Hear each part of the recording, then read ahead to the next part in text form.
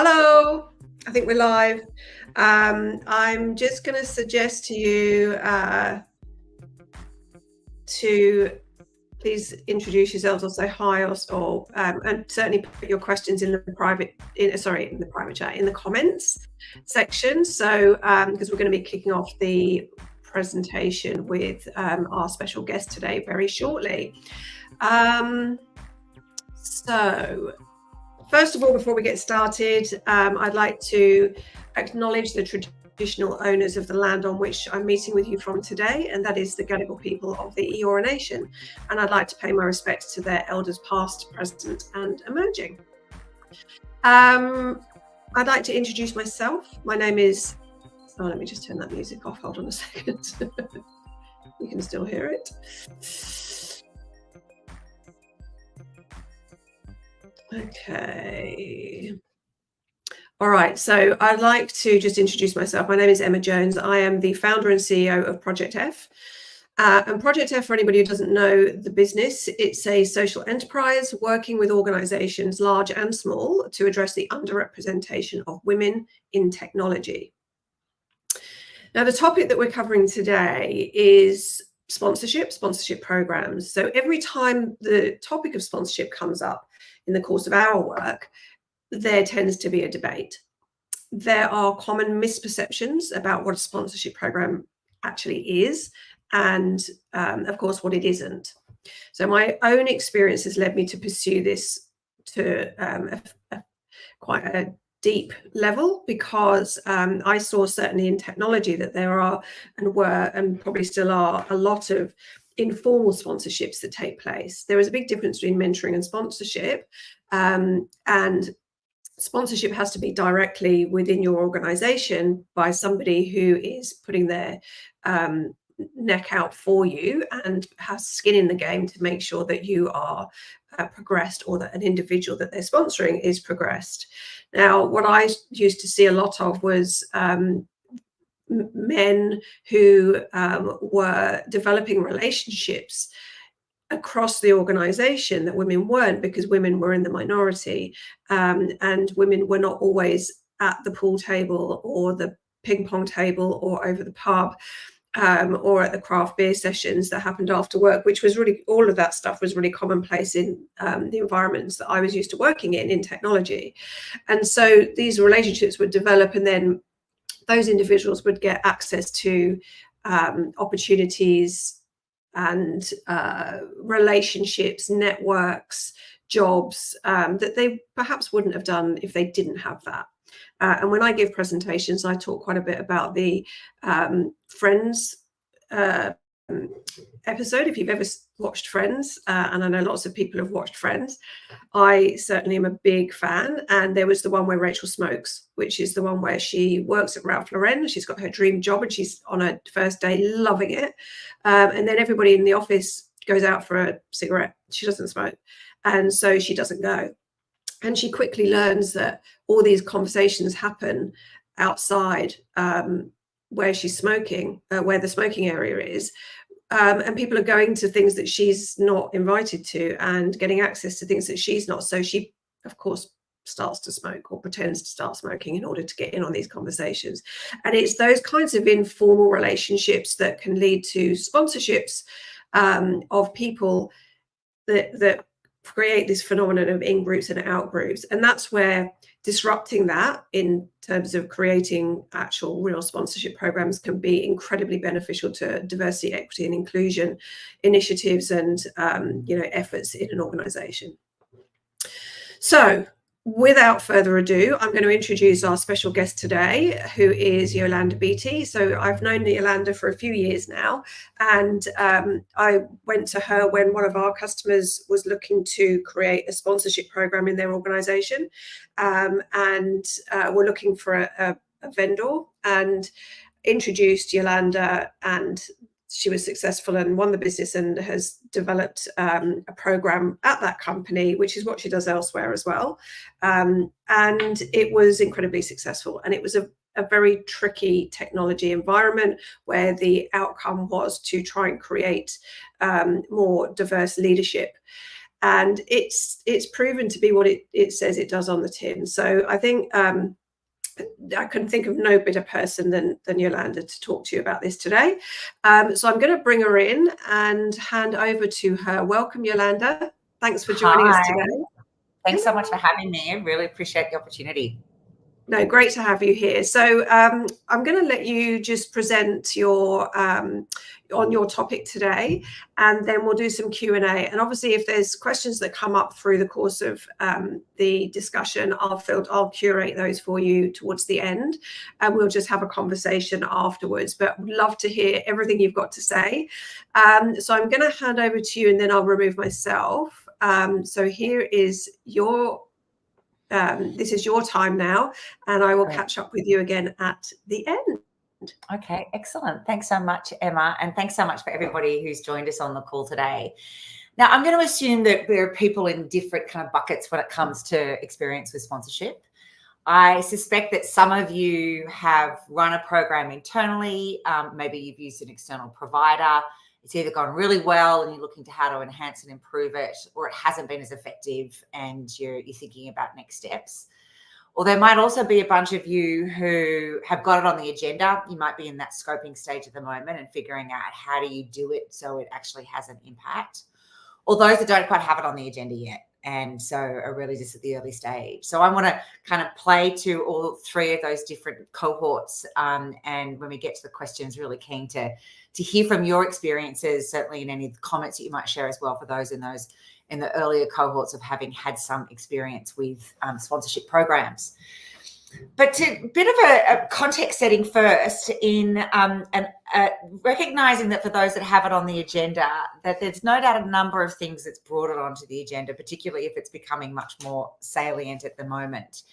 And so certainly what I'm noticing with clients is that since the release of the Workplace Gender Equality Agency individual gender pay gap data, where firms now have to disclose their gender pay gap and report on steps to improve it, it certainly elevated the level of leadership consciousness and awareness around the issue of women in leadership, and really starting to help focus the attention on the steps that organisations need to take to really shift this number. This figure at 17% is actually the pay gap for across different STEM industries. And those of you who are familiar with this data know that this isn't about like-for-like pay gap. So it's not direct discrimination where women in the same job are getting paid 17% less, but rather it's an average number. So the average salary of men versus the average salary of women at a total remuneration level. And therefore that's where that gap is. So really what that gap is much more about is it's a gender power gap. It's about the fact that men dominate the highest paying roles and women dominate the lowest paying roles. And so as organisations have an obligation to report on this over the coming years, including how they're closing it, it's a conversation that's about how are you increasing the representation of women into those top leadership roles. And when we look at what might be the answer to that, I did a little bit of research leading into this session to get clear about some of the stats that might inform your internal thinking around this issue, particularly for women in tech. So these numbers come from some McKinsey research. They're more US-centric. So I'll be interested to see whether you think it'd be much different in Australia. I suspect not. And I'm not sure it'd be all that different outside of tech, to be honest. But certainly when we look at closing that number and individual firms making steps, when we look at the data of where do women sit in their career experience when it comes to what they aspire to, and what are they getting what they need to be able to fulfill their potential and reach their ambitions. So one of the big myths that I think hopefully we've made some way in busting is this idea that women just aren't as ambitious as men. So when you look at this data, 58% of women aspire to leadership roles. So we know very well that there is a significant body of women who absolutely aspire to top roles. Now, there are also plenty of women that don't, that have a much more diverse interest, and they're not less interested in top ambitious leadership roles, and they have other kind of life and interests and family commitments. But there is, when you look at how few roles there are at the top, there are plenty of ambitious, talented women in all industries that want to rise to that top.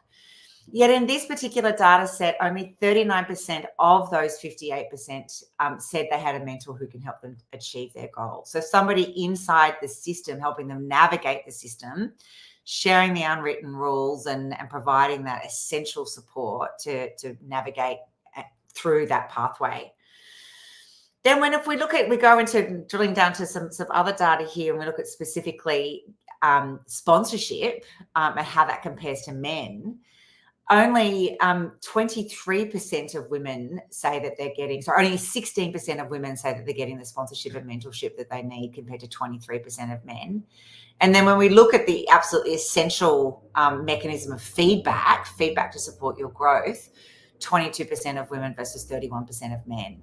And so this difference in the experience of men versus women in these essential support structures of mentoring, sponsorship, and feedback, there's clearly a significant difference that speaks to a gendered issue. And as a result, the data shows in tech that men are almost twice as likely as women to be promoted, creating the power gap that leads to that 17% organisational-wide pay gap. And when I dug a little deeper and looking at various other data sources, there were plenty more I could have thrown out there. One more that didn't fit on the slide, but I thought was interesting as well. And this is 2021 research that found in tech, again, 66% of women felt there was no clear path forward for them at their current company, and 41% said a lack of mentor was an obstacle to promotion. So again, I don't think that's too unique in any male-dominated industry. I think this is a pretty consistent experience that when you are in an underrepresented group, the need for mentoring and sponsorship becomes that much more important. So let's talk about the difference between sponsors and mentors and really kind of get into the question of why sponsorship is so important, but also why it can be really challenging for organizations to build a sponsorship culture. So the real difference between the two is that mentors are sharing time and they're sharing knowledge and advice. So it's a fairly, while time is certainly finite, knowledge and advice is fairly infinite. It's a fairly low risk type of relationship where you absolutely need to believe in and have a connection with the mentee as your mentor. But really there's very little skin in the game other than the time you're sharing, notwithstanding how much of a precious commodity that is. But there's very little exposure for mentors in a mentor-mentee relationship. Sponsors, on the other hand, take that relationship beyond just conversation to a much stronger action orientation. So it's about advocacy. The couple of key things that make a sponsorship relationship really key. From the sponsor's perspective, they need to have sufficient visibility over opportunities and promotion. So they need to be senior enough in the hierarchy to be able to see what's coming down the line and what are the opportunities that they can be potentially advocating their sponsee to be a part of. They need to have an ability to and a willingness to and a capacity to connect deeply with their proteges, because it's a relationship that's built on trust and commitment that increases over time. And so a sense of chemistry is incredibly important.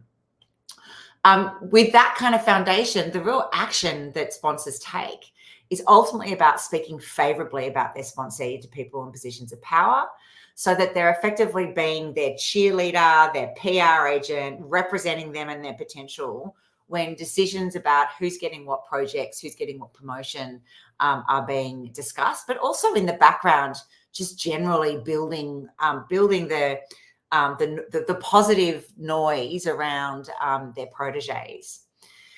When they're doing that, they're ultimately using their reputational capital. And this is the really key distinction between mentors and sponsors, and why sponsorship is so powerful, but also hard to set up.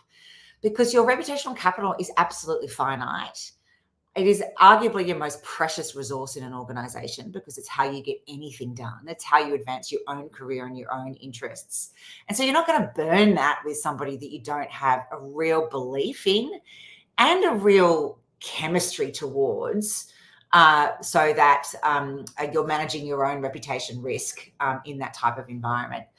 So it's a super high trust, high risk, but massively high impact relationship that partly explains, particularly in male-dominated industries, why women are 54% less likely than men to have a sponsor. Because the connection, the affinity bias that exists in all of us means that in male-dominated industries where men are in positions of power, they just naturally have an easier affinity to people who look like them. It's the nature of the brain. It's the nature of unconscious bias.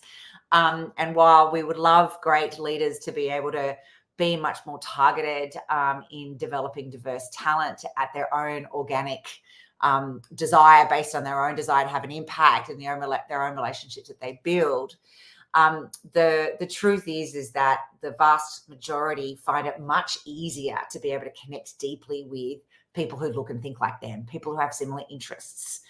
And certainly when it comes to Australian male leaders, and I'm thinking particularly of the women that I speak to who work in Melbourne, if you don't share interests in, certain football and other certain, very male-dominated interests, it can create a barrier of how do we spark up a natural connection that leads to the trust and conviction that's so essential for sponsorship.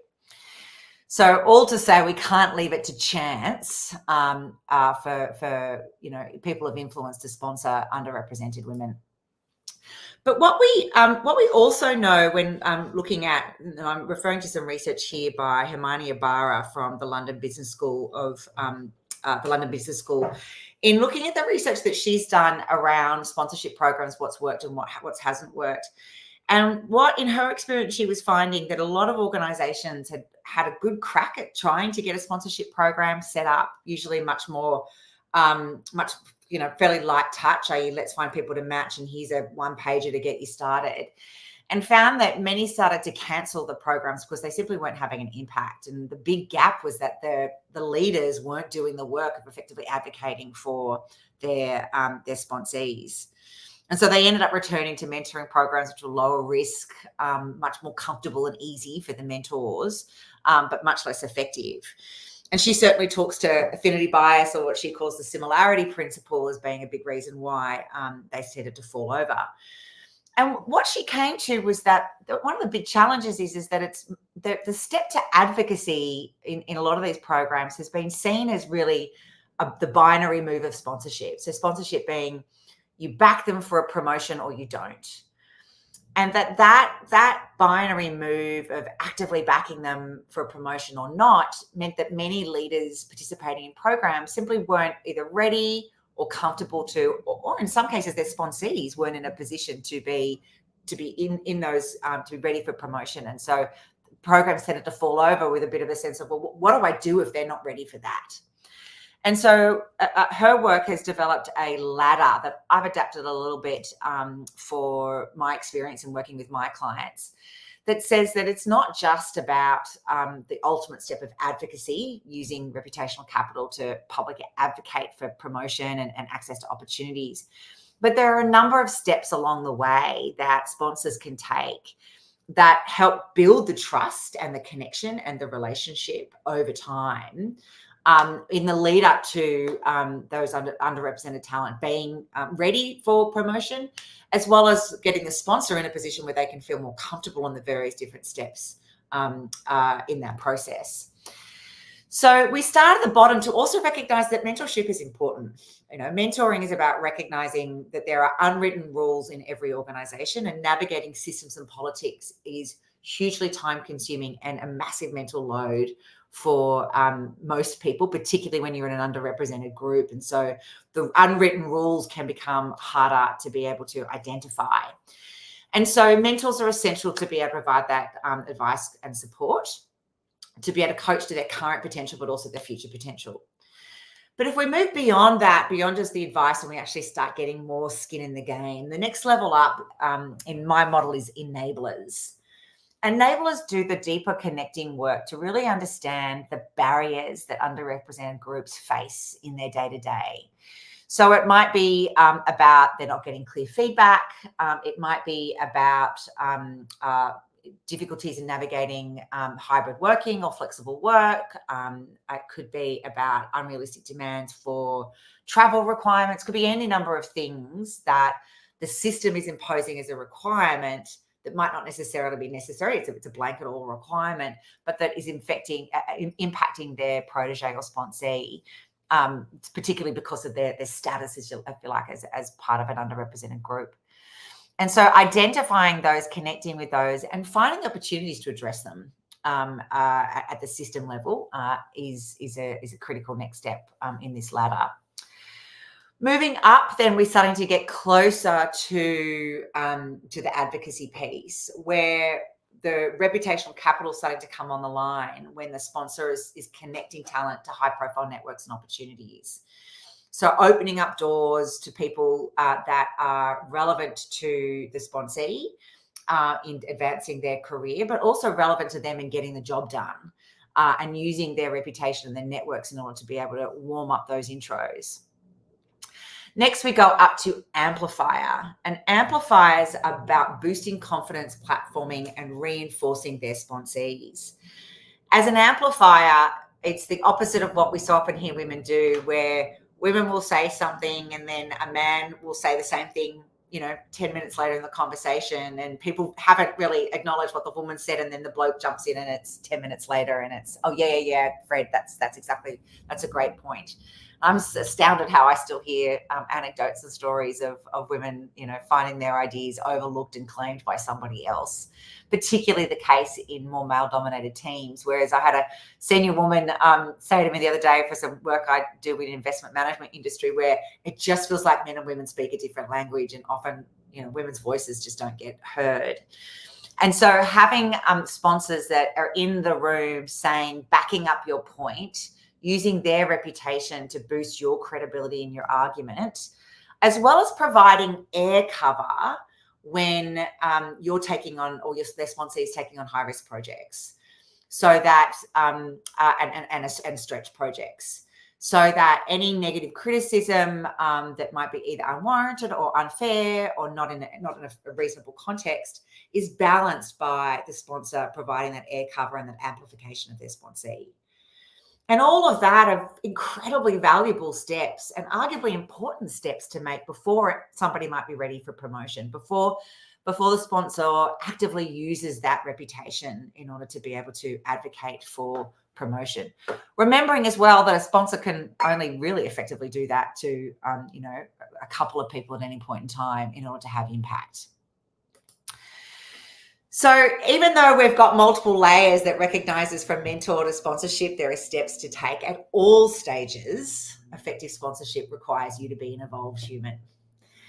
And so that's that question of, being an evolved human and an evolved leader. That's about getting yourself out of the way. So it's no longer about you and your ego and your career and your ambitions. Or certainly not entirely. And we all know plenty of leaders that still are driven by ego and their own self-protection and their own agenda, which we're all driven by to a certain extent, because that's the nature of ego and identity. But the great sponsors and great leaders at all levels have done the work and have done the maturing in order to be able to evolve and effectively connect with others. So it requires at all levels the ability to listen and see deeply. Sponsors are able to see something in their sponsee that their sponsee can't see themselves. And you've got to listen deeply and connect deeply to be able to do that.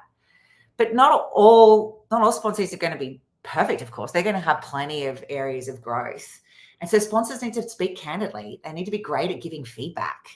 And I don't know that I've come across many leaders in the dozens and dozens and dozens that I've coached and trained who are exceptional feedback givers. In fact, I think most of us are reticent, hesitant, and withdraw and avoid feedback.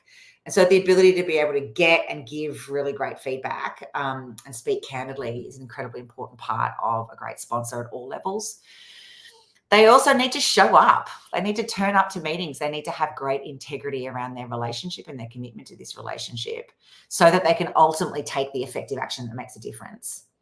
So as I said, at all of these levels, there's a requirement for deep self-awareness and personal commitment at the sponsor level that for most leaders requires some element of development.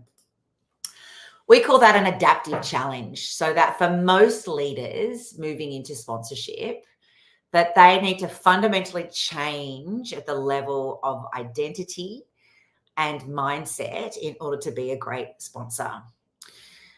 It also therefore requires a commitment to and an understanding of how do you work at that level. We call that the inner game. How do you work at your level of ego, values, belief, identity, and mindset in order to be able to change your behaviors? What I see most leadership programs, but certainly most sponsorship programs, is it tends to focus on that outer game. So it tends to focus on, this is what you say and do to mentor, to enable, to connect. Here's the script, or here are the steps to take. I'm a deep and passionate believer that true development really comes from when you're working on this internal operating system and you're really connecting more deeply to your values and beliefs and how you see yourself now and how you need to see yourself in the future. So how do you need to evolve and upgrade your identity in order to be able to be an effective sponsor? So it's so much more than just practicing new behaviors and getting more knowledge, although that's absolutely important. What fundamentally needs to change on the inside, that's about adaptive challenges, and the game to get there is the inner game. So if that's a bit of the background of the structure and concept and framework that I use in sponsorship, I want to get into a little bit more detail now around what does a great program look like? So if you're actually able to structure this in a programmatic sense, what would it look like? I'll share some insights into what my program looks like. Although very customizable, and every time we run it, we evolve it and we contextualize it to the organization anyway. But it's to recognize that effective sponsorship is a two-way street. And you'll notice that I've intentionally led this conversation at the sponsor level, because I would argue that it's the sponsors that come to these programs thinking that it's the women or whatever underrepresented group that's coming as the sponsee that's going to get all the development. But really, I emphasize it's the sponsor that needs to develop and grow as much as the sponsee does.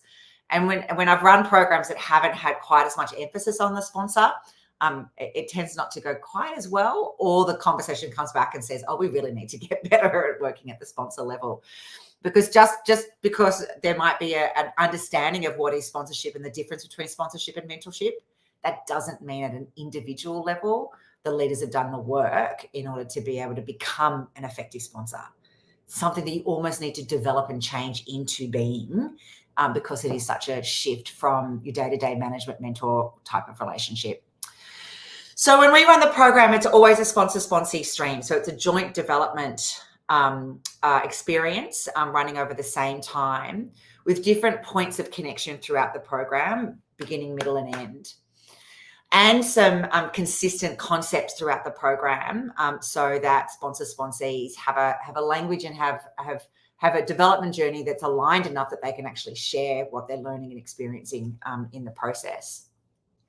We want to be able to have some kind of mechanism that supports that growth journey by understanding where is the sponsee at now in their leadership journey and where is the sponsor at in their sponsorship effectiveness. And so we use tools and various different feedback mechanisms in order to be able to get the insight. So people at both streams, sponsor-sponsee, know exactly what they need to work on that's going to make the biggest difference to their leadership impact as the sponsee and their sponsor impact as the sponsor. I mentioned there's shared content in there to support that deep connection and trust building. And this is absolutely fundamental. And again, when we haven't had as much emphasis on the sponsor development, the dynamic has become much more transactional. And so the need for the sponsor to feel as deeply immersed in the experience of whatever experience you're constructing, and this is the reason why programs are so powerful. They need to immerse themselves in the program, so they're also doing their inner work that they can share with their sponsee who's doing their inner work to accelerate a much deeper connection and a much tighter trust relationship. Always, this work is contextualized to the organization, and that's obviously particularly relevant when you're using an external provider, where I'll always go deep with senior leaders to understand what are you looking to see from your usually mid-level talent as they push forward. How do you want me to push them to understand and navigate the system so they know exactly how they need to adapt and grow, so that the leadership development experience is really contextualized to the organization and where relevant the industry as well. Because these programs, when run well, need to run for at least 6 months, you want to be able to have some feedback loops in there and some accountability, particularly around attendance and feedback on sponsors and how well they're leaning into the relationship. And a final point is that participant selection and matching is key. So a couple of things to think through there. When it comes to the sponsee, they've really got to want to work it. Right? They've got to be sufficiently ambitious to move into the next level. So, and particularly in the program that I run, I'm really pushing people to push themselves for their next level of growth. And I'm asking them to work on the biggest stuff they need to work on, not the technical skills and how do I, what's my process for delegating more effectively, although that might be a challenge. It's the bigger identity work around self-confidence, self-belief, leaning into discomfort, having difficult conversations, raising profile and visibility, being able to listen better, talk less, all the different essential adaptive skills that leaders need to develop when they're cultivating who they are, not just what they do. And so you need to have, if you want to do that type of deep development work, you need to have your sponsees really having an appetite to move into leadership and therefore, setting themselves an ambition to grow and be better. From a sponsor perspective, similarly, you want sponsors that there needs to be at least enough of them that are really ambitious about being better leaders of diverse talent. It's fine if you've got a few in there that aren't, because there'll be a gravitational pull for those that are on that spectrum. And so you want to have enough of them that are really bought into this, wanting to be better at this space, so they can inspire others. You also want to be careful about the matching in the distance of sponsee versus sponsor. So in one program I've run, the gap between sponsor and sponsee was too much. So the sponsors were super senior. And so they had visibility across opportunities, but the opportunities were actually too far up for the sponsees. So they actually needed to, in retrospect, have sponsors that were a little bit closer to the chain. So it might be 2 or 3 levels up, but no more than that. So that the sponsor then therefore has visibility on what's happening day to day in the sponsee's world, so that they can more effectively influence dynamics that are getting in the way of that sponsee delivering and reaching their full potential. So that matching piece is really important. Here's a bit of a sense of what an experience might look like. It's just, just to give you a sense of the kind of topics you might want to cover, and how this dual development pathway looks like. So all of it's about developing clarity, confidence, and commitment. So clarity around how you need to adapt and grow to be the best leader or best sponsor you need to be. Confidence in stepping up to that challenge on both sides, and some specific capability, right? What's the mindset behavior shift that's needed? So for the sponsees, we focus on some core leadership areas around adaptive leadership, leadership potential and career strategy, energy management and confidence, influencing stakeholders and communicating effectively, and then building networks.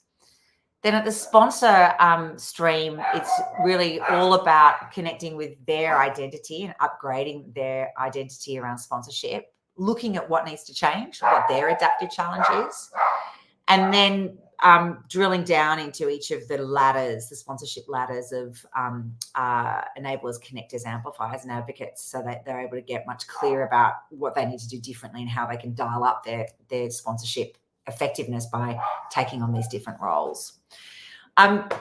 That's run over kind of 6 to 8 months. There's a kickoff, there's a wrap up, there's a midpoint, and in between there's a lot of self-directed learning, a lot of great content that's shared, one-on-one coaching. So a whole package of an experience that kind of pulls people through the development journey, and again, all contextualized to current work challenges, so that the sponsees in particular are getting better working in real life context that's not left in the abstract, is a critical part. We've done this bit of mixed mode, so talking about kind of in person or virtual in the past, and part of that was kind of coming out of COVID. Going forward, all of this stuff is now all in person. my experience is that, and particularly with the sponsees piece, the cohort that's developed amongst those emerging female leaders, if it's a female-only program, is just as powerful as the relationship they build with their sponsors. And the ability to have those connections and build that deeper relationship in person can't really be understated. So I really do strongly recommend if you're going to do it, you invest in in-person experience. So many of you will no doubt, if you're in the process of considering a sponsorship program, do we really need a program, or can we just match people up and send them on their merry way? This research is fascinating, just to reveal just how much sponsors need help. So this is based on a research about 3,000, sample size of about 3,000, again done in the States by a consultancy firm called Coco. And they found they were looking at self-identified, so a random sample where people identified as sponsors in organizations. Only 27% said they actually advocate for their sponsee. 19% said that they amplify or provide that air cover. 71% choose sponsees that look the same as them, same gender or race. And only 23 said that they choose to sponsor people with complementary and different skills and styles, when that goes to the heart of the value for the sponsor of having a sponsee relationship, that the sponsee should be a two-way dynamic, right? So the sponsee is a fantastic reference for them to get a diverse perspective, a different perspective on what they're working on and the organizational culture. And that if you've just got a mini-me mirroring it back to you, you're missing out on that whole advantage. So an experience that structures the program and supports the sponsor development, while also supporting the sponsee development so they can really make the most of the relationship, is an essential component. So some tips for getting started. Leadership buy-in, like with all significant programs, is absolutely key. And indeed, having your CEO or some members of the C-suite involved in any program is strongly recommended. If your organization is large enough and you'd want to hold several of these programs, you want to get a pilot group that's ripe for change. So you want to get a group that you know is behind you making this work. Because once you've got that energy and commitment to make it work, you're much likely to have a much better experience. You want to have a really tight framework that's locked in. You want to have clear tools for self-assessments, for feedback, for just the programmatic experience, measurement of impact. You want to have that really nicely and tightly held, so it's a smooth experience as you go through. And this is obviously my bias, but it's backed up by the research on adult development, and that is you want to help people to go deep. Behavioral change that's required in this work is big, and it requires that identity shift. So that means we need to help leaders, both the sponsor and sponsees, to really understand at the level of mindset, the level of thoughts and beliefs, how they need to change their thinking patterns in order to be the best sponsor and future leader that they can be. That was it from me. I think we've got a little bit of time left for questions. I've been seeing the comments coming through and I haven't been able to focus on those. So I'm sure, Emma, you'll help guide us with that now. I will indeed. Great prezzo. Thank you, Yo. I've made a note of a few of the questions that have come through, and I've got a couple of my own actually. So first of all, on the inner game, you mentioned the inner game, which I know I've heard you talk about before, and actually I feel like that is something that could be discussed almost in and of itself because it's such a huge area. What is it that needs to change on the inside to adapt to be an evolved human enough to do this? What because I'm not sure that I always see that evolved human as often as I feel we might assume they exist in the people that would be sponsors. So it feels like it's quite a big topic. Do you talk more on that inner game? Yeah, it is a big topic, and it's for the programs that we run. It anchors everything that we do to varying degrees depending on the client and the context. But certainly in this work, it significantly anchors everything that we do. And so, I think the point with evolved human, maybe a better way to put it is in the present tense. It's evolving human. It's recognizing that we're all on a journey of change, and that doing the inner game is to recognize that I'm doing the inner work that helps me understand how I get in my own way and how I get in the way of others, to look for continuous self-improvement, personal improvement, to bring out my best self more often and to bring out the best in others. And so if we look at that, in many ways, it's a pretty simple process that's got multiple layers. Excuse my noisy dog in the background if you can hear that.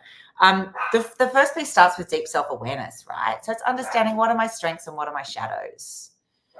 Your strengths will be there for what you can dial up more, but it will also be the reflection of what your shadows are. So your shadows are always a flip side of your strengths.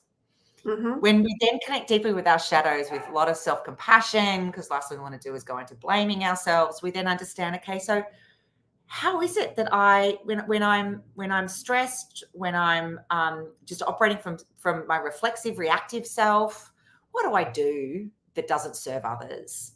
Mm-hmm. And then with that attention, how do I now do that less? So it's as simple and as complex as that, because it's a continuous process of looking at of where these shadows are coming up, and that's about understanding our threats and insecurities. Is that something that, do you think, if companies that are watching today wanted to get you to talk to them about that as far as developing their leadership capability, is that something that you could go and talk to them about? Because it feels like it's something that almost in some cases, especially in tech, where you've got quite a lot of young leadership teams, where developing that level of leadership capability, the sort of behaviors, the maturity is almost a step that they might feel they need to take before getting into something like this. Would you go and talk to a company about that if they wanted you to? Yeah, absolutely. So we do that a couple of different ways. So I do keynotes often at organizations, or we can run it as an actual in-depth program. So it's kind of like the song and dance version gives people a bit of a taste of what the work's about. And then the deeper work that's the foundation of the deeper work we do in all of our programs, but also coaching. Right. So yeah. Good. All right. So just getting into some of these other questions here. So we've got, hang on a minute. This is from Dan. So Yolanda, your points of sponsor ownership and setting people at the right distance from the sponsee are as being critical really here. I often go back to the what's in it for me factor. And whilst you mentioned this is a growth opportunity for the sponsor, what other ROIs can we sell to sponsors to get them on board? The past that I'm too busy. I can imagine that is a massive barrier. Yeah, and it's a massive barrier to get the sponsors actually committed to doing the program themselves. You know, they'll say, oh yeah, I'll do a sponsor, but no, I don't need to turn up to the actual program. And look, I would say that this comes back to the signaling from your CEO, right? So, and maybe if I can echo one of the great programs that we've run, and how the CEO really drove commitment to her leaders. And she said multiple times, I'm not paying you to be a technical expert. I'm paying you to lead people.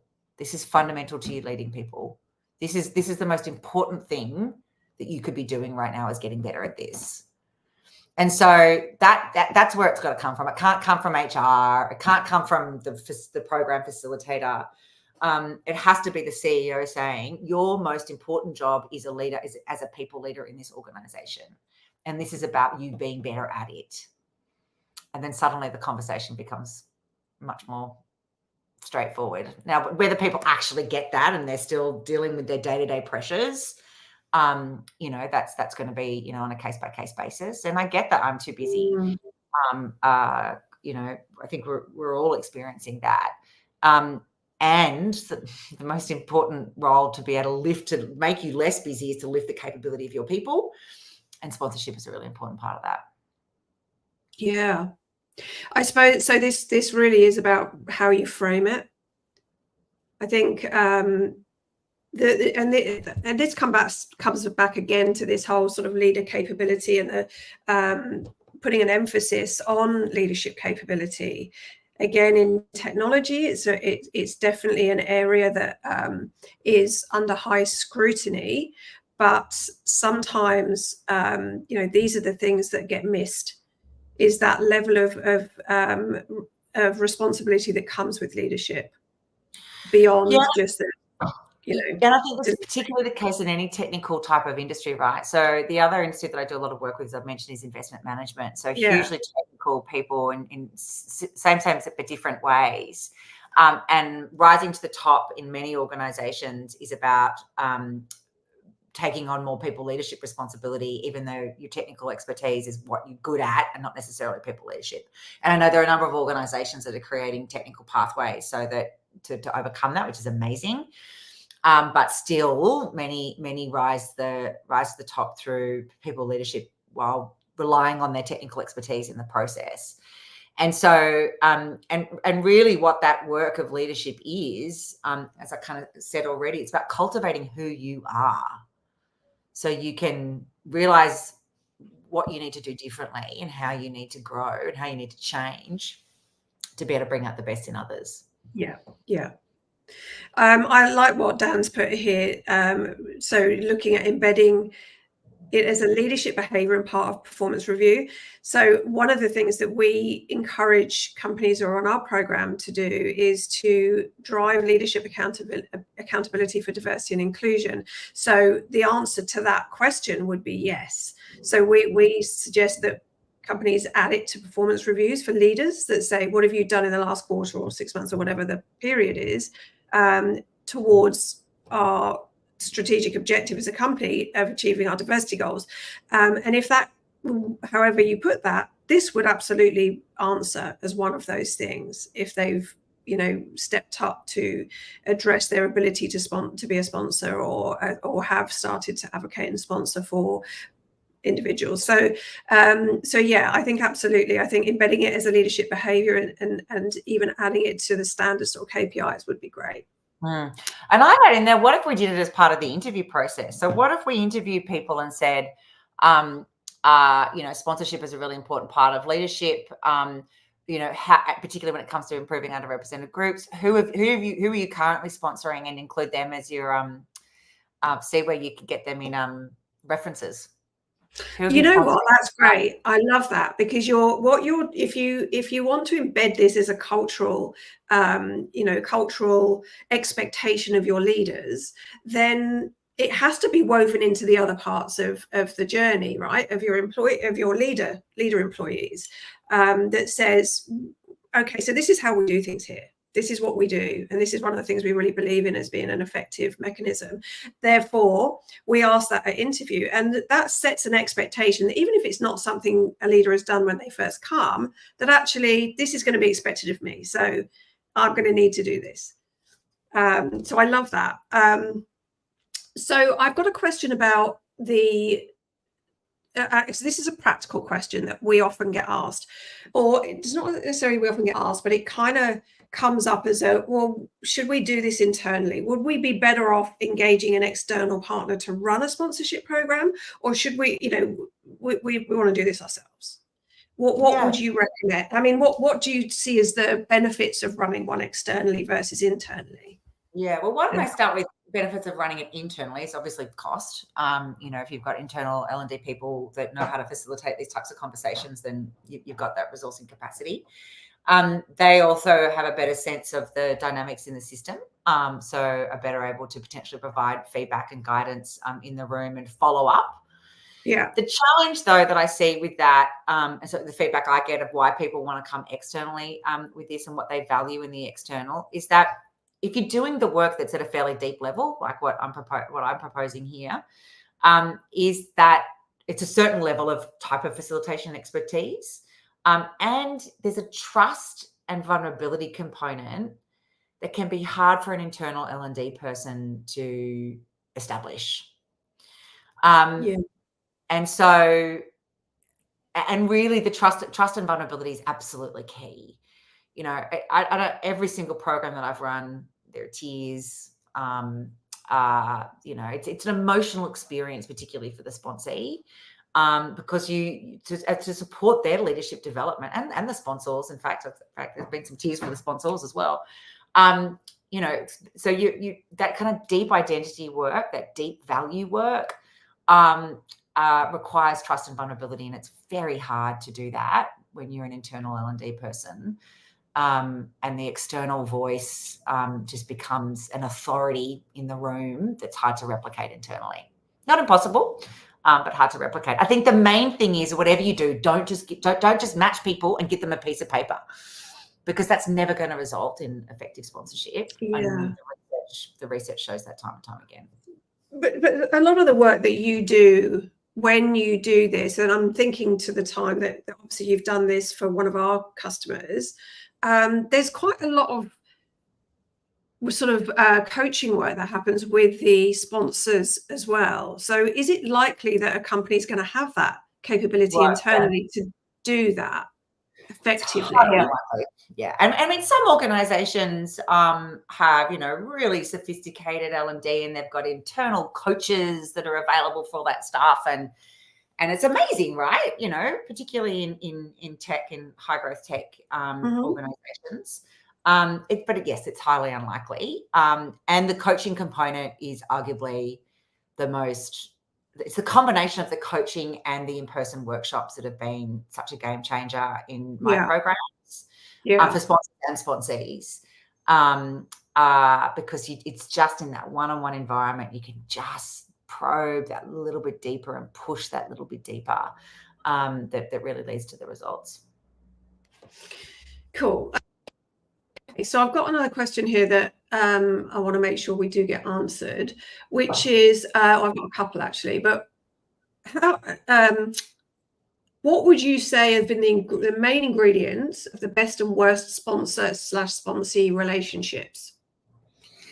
Yeah, so I would say the worst ingredients are when the sponsor is really just doing it out of obligation and is too senior to be able to make a difference. And so they don't really care enough to be able to get closer into the sponsee's world, and they don't have the visibility to be able to then make easy wins work.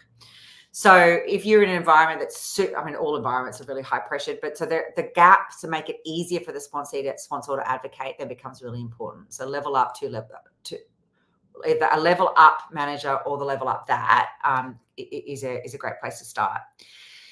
The other thing that I would say is where the matches have been most unsuccessful when and it kind of builds on the first point, when the sponsor is very transactional. So if you've got a culture for those senior people of it's all about doing, it's not about connecting, it's the expectations of setting for the sponsor what needs to shift becomes really important, because this is where the affinity bias is, right? So I was almost going to say then don't bother, but no, I don't think that's fair. But it's therefore investing in the sponsors and setting expectations that you need to make an effort to connect with these women, if we're just talking women. And that's with the support around those connections. So giving them probing questions, reflection questions to kind of come to the conversation that both sponsors are reflecting on, to support those conversations becomes really important.